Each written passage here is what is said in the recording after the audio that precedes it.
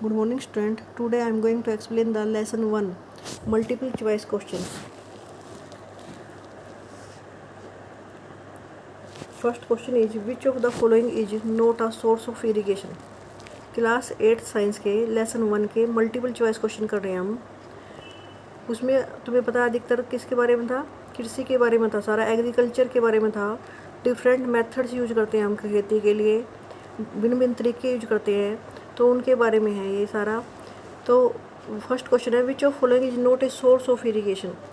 Well, tube well, pond, सी।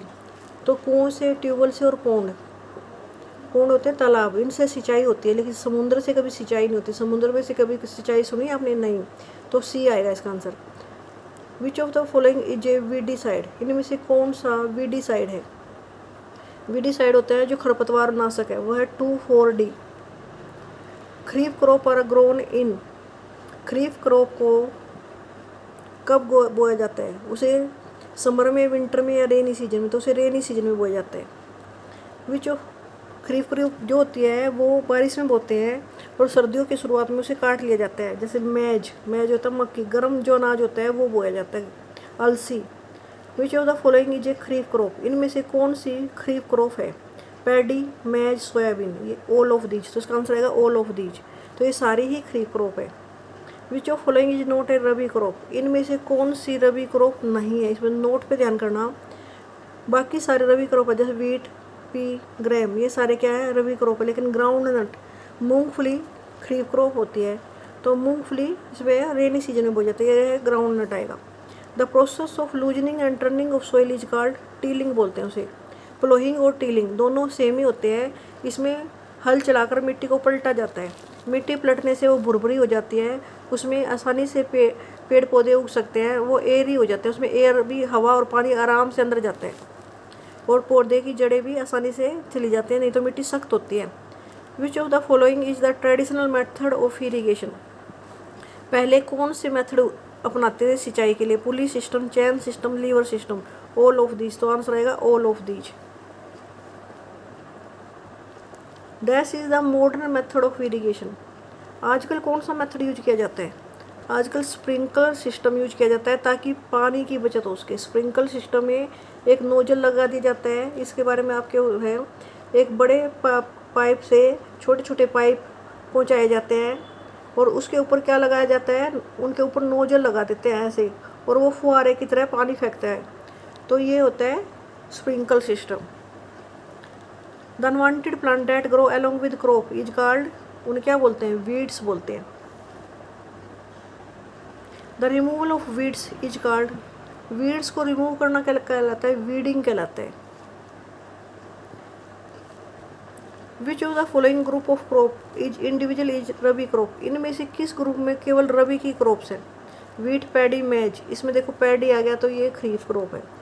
ग्राम, soybean, P, इसमें soybean खरीफ crop है। Wheat, ग्राम और पी, ये वाला ठीक है, वीट, ग्राम, पी। तो इसका आंसर ये आएगा wheat, gram and pea. Next है which of the following group of crops is individual included in kharif crops? जो केवल खरीफ क्रॉप है, जिसमें पैडी, मैज, सोयाबीन, ये जो फर्स्ट है यही इसका आंसर है, क्योंकि ये सारी खरीफ क्रॉप है। नेक्स्ट में कॉटन, वीट, इसमें वीट आ गया, वीट क्या है? रबी क्रॉप है। ग्राम भी रबी क्रॉप है, इसमें ग्राम आ गया तो ये रबी क्रॉप है। तो आपको रबी क्रॉप अगर एक भी होगी तो वो आंसर नहीं होगा, फर्स्ट वाला इसका आंसर है, सारी खरीफ क्रॉप है। The best method of sowing seed is? किसके से हम बीज आसानी से बो सकते हैं? Seed drill. तो इसका बेस्ट मेथड है ये। बाकी सारे मेथड हैं, इनसे हम तरीके से बो सकते हैं, लेकिन सीड ड्रिल के द्वारा प्रॉपर डेप्थ और प्रॉपरली डिस्टेंस पे वो बीज को हम बो सकते हैं।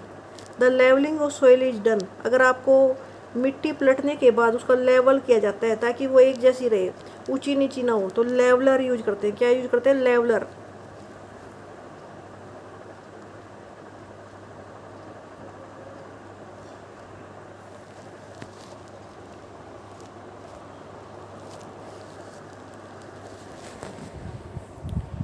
नेक्स्ट क्वेश्चन है the time and frequency of irrigation varies from? अब हम टाइम और फ्रीक्वेंसी में समय, कब कौन सा पौधा बोना चाहिए, ये किस पे डिपेंड होगा? ये क्रॉप से क्रॉप पे डिपेंड करता है, सोइल टू सोइल की मिट्टी हमारे पास कैसी है, सैंडी है, क्लेई है, किस सीजन में, अब रेनी सीजन है या रेनी है या फिर सर्दी है ज़्यादा, उस हिसाब से हमें टाइम और फ्रीक्वेंटली हम इरिगेशन में सिंचाई हमें देख कर करनी पड़ती है। अगर हमारे पास सूखी मिट्टी है तो हमें ज़्यादा पानी देना पड़ेगा।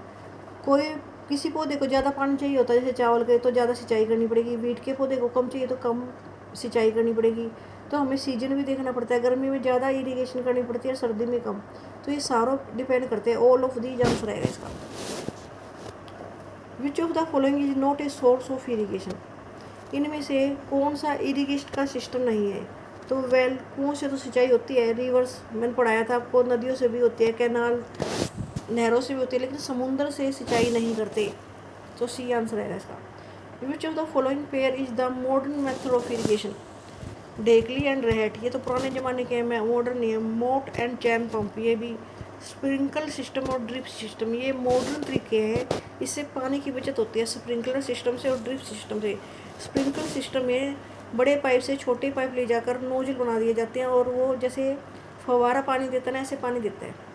ड्रिप सिस्टम में क्या था, इस सिस्टम में एक बड़े पाइप से छोटे छोटे पाइप लगा दिए जाते हैं, वो पौधे की जड़ों में जाके पानी देते हैं, रूट्स में, इससे पानी की बचत होती है, इसे बोलते हैं ड्रिप सिस्टम। तो बाकी सारे पुराने तरीके हैं, लेकिन स्प्रिंकल सिस्टम और ड्रिप सिस्टम ये मॉडर्न तरीके हैं पानी देने के। इरिगेशन मीन्स पानी देना, एग्रीकल्चर मीन्स कृषि। वीड्स होते हैं अनवांटेड प्लांट्स, वीडिंग होती है रिमूवल ऑफ वीड्स, उन वीड्स को हटाने मीन्स वीडिंग। वीड और वीडिंग में बड़े बच्चे कंफ्यूज होते हैं, तो ध्यान रखना, वीड्स अनवांटेड प्लांट और वीडिंग उनको हटाना। क्वेश्चन नंबर 18 है the cutting of crops after it's mature, जब वो पक जाती है। एक बार हमने पहले हमने सॉइल प्रिपेयर की, फिर उसमें हमने लेवलिंग की, लेवलिंग करने के बाद मैन्योर फर्टिलाइजर डाल देते हैं, इरिगेशन, बीज बोना, ये सारे के सारे जो है ना उसके तरीके हैं। जब हम बीज बोते हैं, पौधे उगते हैं, तो फिर उसके बाद जब वो मैच्योर हो जाते हैं तो उसे काटा जाता है, उसे क्या बोलेंगे, harvesting. Harvesting, winnowing, sowing, threshing, इसमें कई लिखे हैं। सोइंग होता है बीज बोना, थ्रेसिंग होता है जब भूसे में से उसके बीजों को अलग करना, भूसे में से जब अनाज के दाने अलग किए जाते हैं उसे थ्रेसिंग बोलते हैं। विनोइंग में हम विंड का यूज करते हैं, हवा का यूज करके भूसे में से दाने यूज अलग करते हैं। तो काटना, cutting of crop after it is mature, जब वो पककर तैयार हो जाती है फसल तो उसे काटा जाता है, उसे हार्वेस्टिंग बोलते हैं। हार्वेस्टिंग हार्वेस्टर से भी की जाती है, सिकल से भी की जाती है, और कंबाइन एक मशीन आती है जिसमें दोनों काम हो जाते हैं कि फसल कट भी जाती है और थ्रेसिंग भी हो जाती है। थ्रेसिंग मीन्स उसके भूसे में से अनाज के दाने अलग होना, ये दोनों काम एक साथ भी हो सकते हैं कंबाइन मशीन के द्वारा। आजकल मशीनों से काम होने लग गया। बड़े बड़े किसान कमर्शियल लेवल पे वर्क करते हैं, बेचने के लिए, ज़्यादा पैसा कमाने के लिए वो मशीनों का प्रयोग करते हैं, उससे टाइम भी बचता है।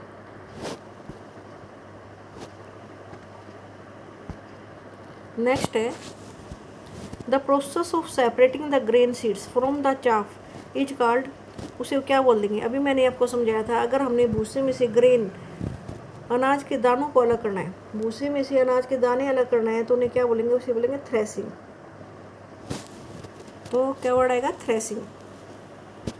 नेक्स्ट है cod liver is rich in vitamin A, vitamin B, vitamin C और विटामिन डी, तो उसमें कोड लीवर में ज़्यादा विटामिन डी होते हैं। तो आपको लेसन 1 के ये 20 क्वेश्चन हैं, ये अच्छी तरह से लर्न करने हैं।